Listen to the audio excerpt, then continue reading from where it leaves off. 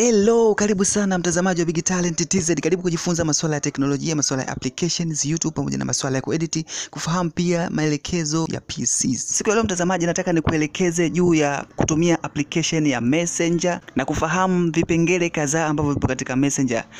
Ni moja kati ya application ambayo inakusaidia kupata messages kwa njia ya Facebook. So kuna njia ambazo unaweza zikakusaidia ukaitumia Messenger huku ukiwa una enjoy. Tafuta application yako ya Messenger katika simu yako baada kuwa tayari umeidownload kuja katika simu. Ukishaingia katika app yako ya Messenger, na huu ndio muonekano wa homepage katika application hiyo, njoo sehemu ya chini hapa, sehemu ya menu, bonyeza hapa. Kipengele cha kwanza ambacho nitakuelekeza, utaingia sehemu ya setting hapa. Baada ya kuingia settings, utashuka chini, utakuja mpaka sehemu hii hapa ambayo imeandikwa dark mode. Ukibonyeza hapa, unaweza ukabadilisha muonekano au view ya hiyo simu yako kwenda kuwa na mode nyeusi, yani kuwa mode ya giza. Kwa hiyo utabonyeza hapa, ukiweka on, automatically muonekano pamoja na mode ya hiyo Messenger itabadilika, itakuwa nyeusi. Hiyo ni session number 1 ambayo nimepanga nikuelekeze. Session ya pili ambayo nimepanga nikuelekeze, au kipengele cha pili, utashuka mpaka sehemu hii hapa ambayo imeandikwa data saver. Ukibonyeza hapa, kwa wakati huu hapa data inatumika kwa kiwango kile ambacho Facebook wenyewe wameweka.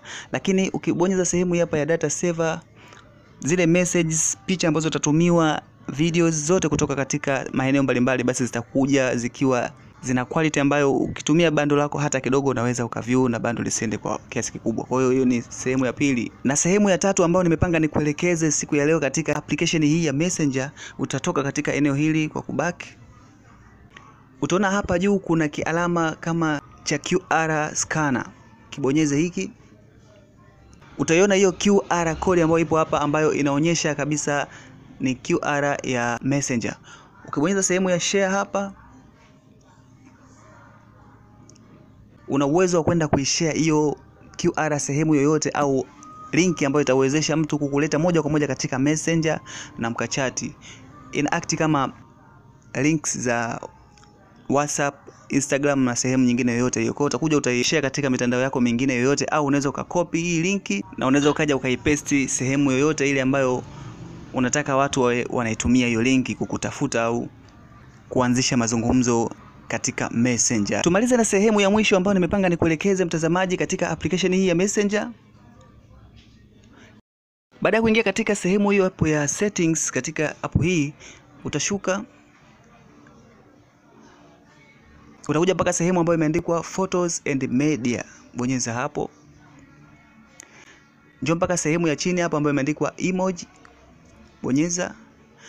Utaweza kuona emojis za like ambazo unaweza ukachagua utakaweza kuitumia pindi ambapo unataka kulike message ya mtu au kutuma kama emoji ya like katika sehemu ya message. Kwa hiyo utakuwezesha wewe kuchagua. Inakwambia hapa chagua moja, na unaweza ukabadilisha wakati wote ambao unakuja sehemu hapa ya photo and media.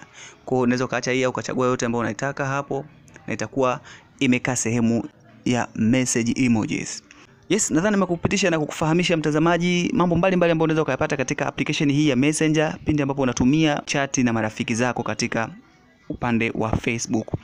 Naitwa Salomo, unaweza kuniita Salo the Genius, unaweza kuniita Salo wetu ukipenda. Endelea kufuatilia Big Talent kujifunza vitu vingi, usiache kusubscribe kama ni mtembeleaji mpya kwenye channel hii. Tukutane tena hapo baadaye kuendelea kupata content nyingi zinazohusu masuala ya tech. Enjoy.